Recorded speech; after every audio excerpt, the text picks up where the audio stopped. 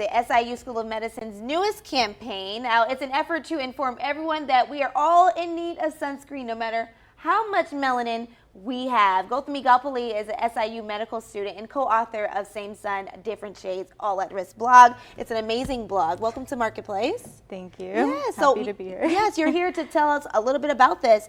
Let's first talk about sun protection factor, SPF, right?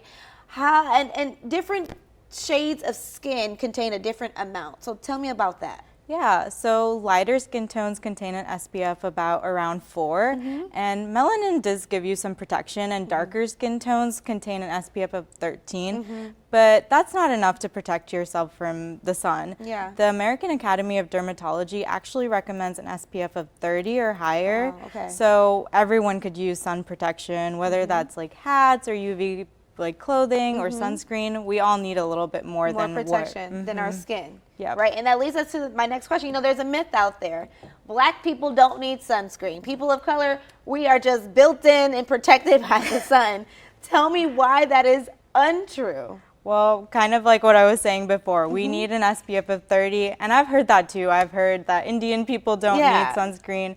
I've heard all the myths there is, like people of color don't get skin cancer, but that's also not true. Like when skin cancer, though it's less common in people of color, when people of color do get skin cancer, it's often presented at later stages and they face worse outcomes. So we all need sunscreen.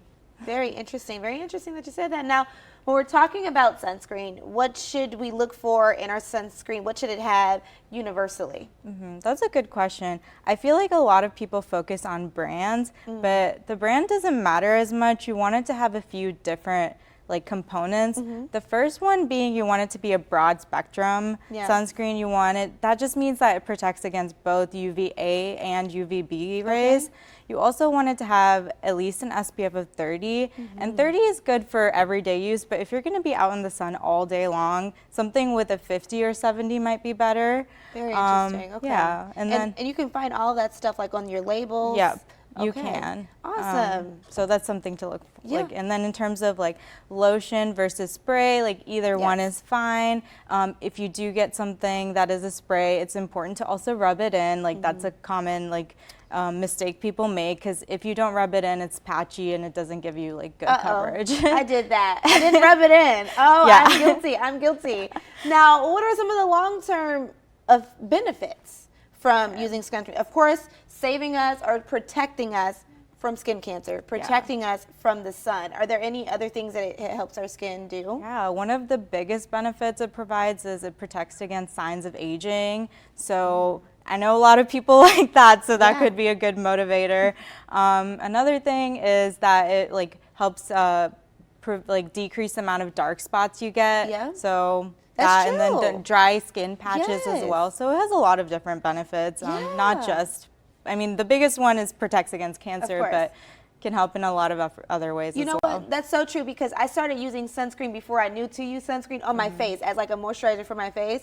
My face was so clear and pretty and brown, but I was also saving myself from skin cancer. Now, like you said, there's lotions, there's sprays, and there's also something like tinted sunscreen. Yes. Should we go towards the tinted? What's that all about? So tinted sunscreen is actually kind of better for people of color because it normally like sunscreen leaves a white cast, but tinted sunscreen is less likely to do that, and also helps like prevent those dark spots I was talking about. Awesome, awesome. Well, of course, if you have not read this blog, you can always go to the SIU School of Medicine and find it there. We'll have a link on our website. Thank you so much for informing us on this. And any last things we need to know about sunscreen, especially for the summertime?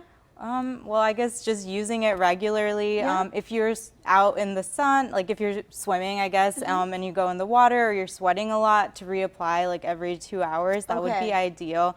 And then lastly, if you ever have any concerning spots or anything that is worrisome, we always recommend visiting the dermatologist to get it checked out. Definitely just get it checked out for sure. Thanks for watching. Stick around by subscribing today and don't miss a single video.